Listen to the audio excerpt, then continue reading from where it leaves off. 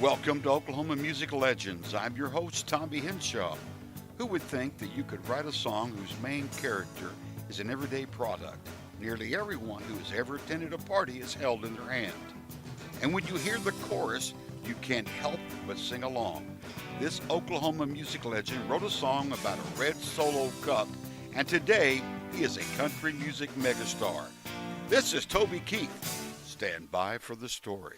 Toby Keith Covell, one of three children born to Hubert Kay and Joan Covell, born in July of 1961 in Clinton, Oklahoma, which is located in the western part of the state out on I-40, or, if you'd rather call it, Highway 66. For a time, the family moved to Fort Smith, Arkansas, where Toby attended grade school and did some odd jobs around his grandmother's supper club, Billy Garner's Supper Club.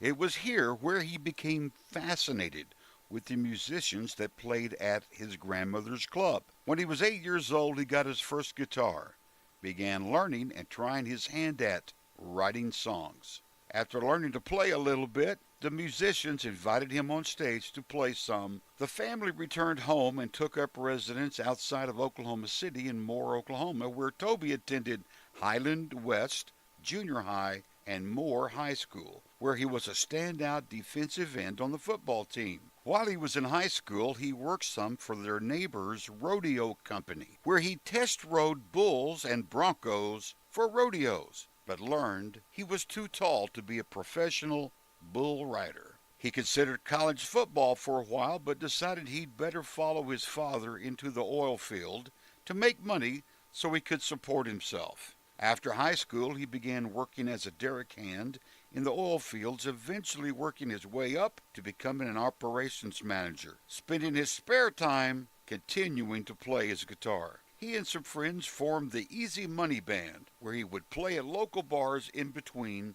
his oil field responsibilities. The oil boom in Oklahoma went bust in 1982, and soon Toby found himself unemployed. He decided to fall back on football and take a shot at playing defensive end in the upstart USFL League. He didn't catch on with the Tulsa Outlaw USFL team, returning home to Oklahoma City, playing for the Oklahoma City Drillers, an unofficial farm team for the Tulsa USFL team. When it was clear that pro football was not in his future, he decided to turn all of his energies into music. Along with his bandmates, Mike Barnes, T.A. Brower, David Saylor, they climbed aboard their Silver Eagle bus, and he and his band, Easy Money, hit the Oklahoma and Texas Honky Tonk circuit. The band recorded several of his original songs on an independent label, and after placing second in the Dodge Wrangler Band competition, they made a series of demo tapes. In the early 1990s, Toby headed off to Nashville, where he hung out on Music Row, hustling his demo tapes, trying to get anyone of any consequence to listen to his music, to any record label he could, but found no one was interested in his sound. Depressed, he returned home to Oklahoma City. He said he had promised himself in God that he would have a recording contract by the time he was 30, or he would give up music as a career. As fate would have it, a fan who was a flight attendant saw Harold Shedd, president of Mercury Records Nashville, on the flight she was working. She gave Shedd Toby's demo, asking him to listen to it. Shedd liked what he heard and flew out to Oklahoma City to watch for himself Toby and his band perform in front of an audience. Shedd then signed him to a recording contract with Mercury Records. This was in 1991. Toby's self-titled debut album was released in 1993 and eventually went platinum. 8 of the 10 tracks on the album were written by Toby, which included number 1 on Billboard, Should Have Been a Cowboy. He Ain't Worth Missing, which charted number 5, A Little Less Talk and a Lot More Action, number 2 on Billboard, Wish I Didn't Know What I Didn't Know Then, which charted number 1 on Billboard. Funny though, it would be some 7 years later until the music industry in Nashville began giving Toby credit for his artistry and his music. Hugh Foley, in his book The Oklahoma Music Guide, said, according to legend, Keith got the idea for should have been a cowboy when an attractive woman at a dance hall spurned an offer to dance by one of his bandmates, then accepting an offer to dance from a guy who was dressed up in cowboy attire. Someone in the crowd hollered out, "Should have been a cowboy." There you go. Legend or not, it's a good story. Even if you are barely a fan of country music, I'll bet you have a favorite Toby Keith tune or line when you hear it. No matter where you are, you can't help but to sing along. Whether it's "How Do You Like Me Now," "Red Solo Cup," "Beer for My Horses," "You Shouldn't Kiss Me Like This," "Should Have Been a Cowboy," "Who's Your Daddy," "I'm Just Talking About Tonight," "As Good As I Once Was," or "I Want to Talk About Me." Let's face it, those are all good sing-along tunes.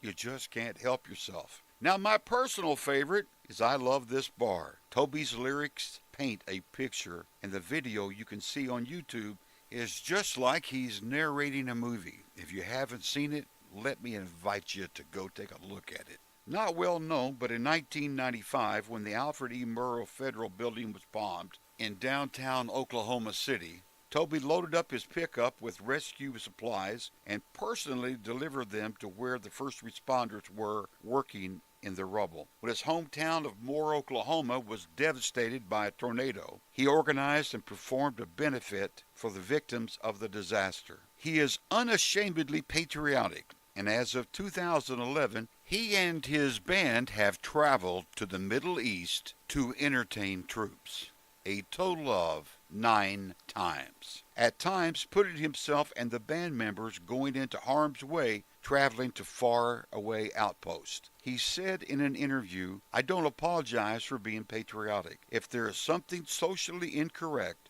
about being patriotic and supporting your troops, then they can kiss my ass on that." Though other celebrities may share the same opinion, he is not afraid to say exactly what's on his mind. To date, he has recorded 18 studio albums, released 5 compilation albums, and 2 Christmas albums, for a total of 25 albums that have sold over 40 million copies.